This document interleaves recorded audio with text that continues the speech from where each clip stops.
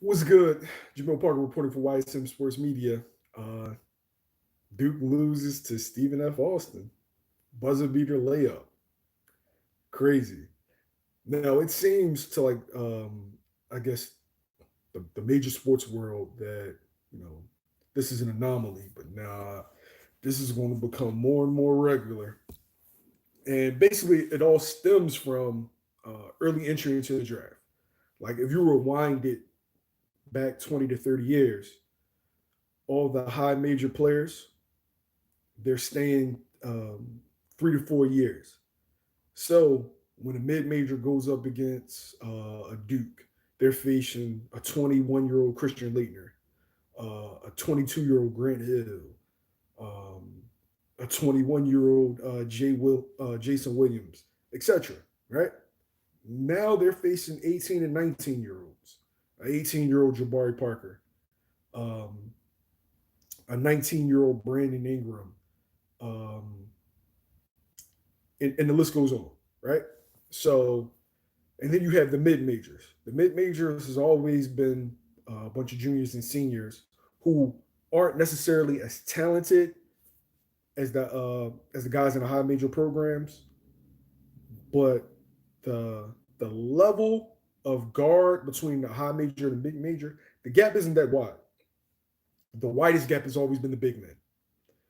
So there's plenty of mid major guards that could have won high major that didn't for a bunch of reasons, right? So now you got those guys entering the draft 18 years old. So now you got freshmen playing against grown men who know the college system, grown men who know the ins and outs of Division I basketball, grown men who have a compatibility with each other, have built the continuity together. And that's why they're losing, right? Because you can be as talented as you want, 18, 19 years old. You don't really have a high basketball IQ. And you're going to see things like this happen. Like normally it happens in the NCAA tournament, not in the regular season. NCAA tournament is a crapshoot. There's no home games. Like this happened at Duke. Should Coach K and them be concerned about going the all freshman route? Yeah, man. I would if I was a coach, I would sprinkle it in between the two, right? I would rock out with high major, high major talent as my core, but sprinkling in with some 3 and some 4 stars that's going to stay for 4 years. Yeah, that's exactly how I would do it.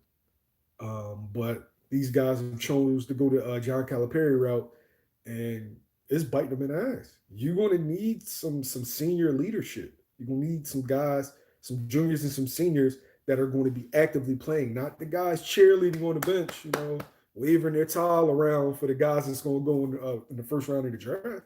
Nah, man. You're going to need some guys that's been through some wars.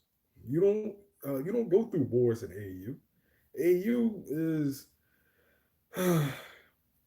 that's another topic. You go through wars on a black top. You go through wars in college basketball. You go through wars in NBA playoffs. But AU is not a place where you make your nuts. It's not. And so you're going to see teams like Central Michigan, Kent State, Bradley.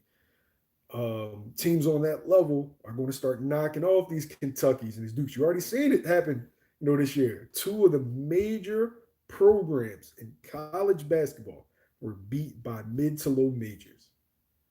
Like, this is going to continue to happen, and I guarantee you they're going to be crying out to the NBA, make it a two and done instead of a one and done, because it's definitely affecting the NCAA's product. And you know, like you're going to start seeing a lot more exciting basketball because the landscape has completely changed. So that's my thoughts on the matter. Don't forget to like, share, and subscribe. Thanks for watching. YSM Sports Media. We out.